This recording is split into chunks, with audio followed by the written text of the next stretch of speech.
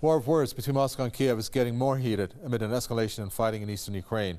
Russia is accusing the Ukrainian forces of being used as a proxy for NATO to contain Moscow.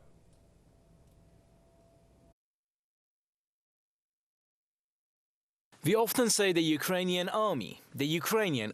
Who's fighting really? In fact, the official armed forces are part of the troops fighting in the east, and the so-called national volunteer battalions make up the considerable number of forces. In fact, this isn't an army, it's a foreign legion. In this case, a foreign NATO legion that of course doesn't seek Ukraine's national interests. There are other geopolitical objectives to contain Russia that don't concur with the national interests of the Ukrainian nation.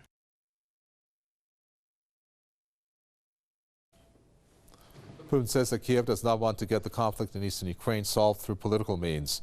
He says the Ukrainian authorities backed off when they saw the militias fighting back intensively. The Russian leader stressed that what's happening now in Ukraine is a tragic civil war. Unfortunately, the Ukrainian authorities are refusing from a peaceful resolution of the conflict in the east. They don't want to resolve it politically. First, they use security organs, then the security service and the army afterwards.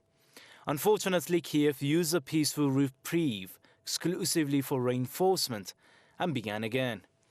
Thousands of people have already been killed. This, of course, is a real tragedy. In essence, a civil war is going on in Ukraine, and as I understand, many in Ukraine understand this.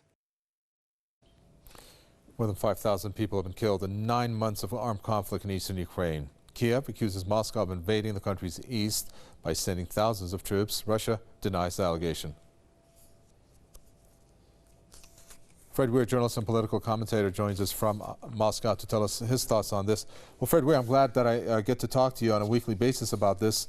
It's my pleasure. What do you think about what Vladimir Putin has said? At this point, doesn't he, by some of the words that he said, show that he is somewhat involved in this conflict?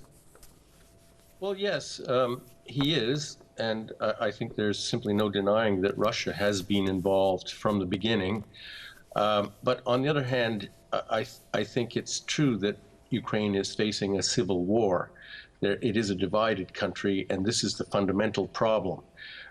Others are stirring the pot. Russia points the finger at NATO, NATO points the finger at Russia, and they're both partly right. But I do think that the people who would like to find a negotiated solution to this are mainly in Moscow and Brussels. In Ukraine, I think both sides are girding for war. It's perfectly clear that in Kiev, they've announced a mobilization. The strategy has been all along in Kiev not to recognize any kind of demands from the separatists in the east, but just to bide their time, build up their military forces. Poroshenko, president of Ukraine, announced a big mobilization last week to add 50,000 new troops by this spring. They're clearly just biding their time and waiting until they have enough strength to crush the rebellion in blood. And in the east, the rebels have decided, I think, that they are going to move now while Ukraine is still weak. So you have two forces there on the ground who see only a military solution. And their sponsors, or their putative sponsors in the West and the East, really don't have control over them. What do you think is going to turn that around in order to avoid an escalation, given the facts that what we're looking at is pointing to that direction?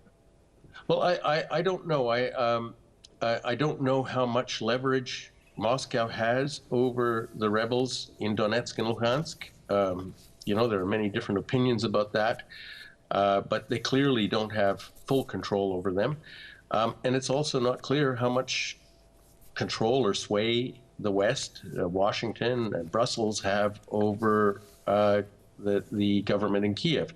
Because if they have enough, they should be able to bring those two sides to a bargaining table with a realistic program for reshaping Ukraine. I don't know, for creating a new constitutional order that would satisfy both sides. This is all theoretically possible, but right now it doesn't seem to be what either the government in Kiev or the rebels in Donetsk and Luhansk are willing to do.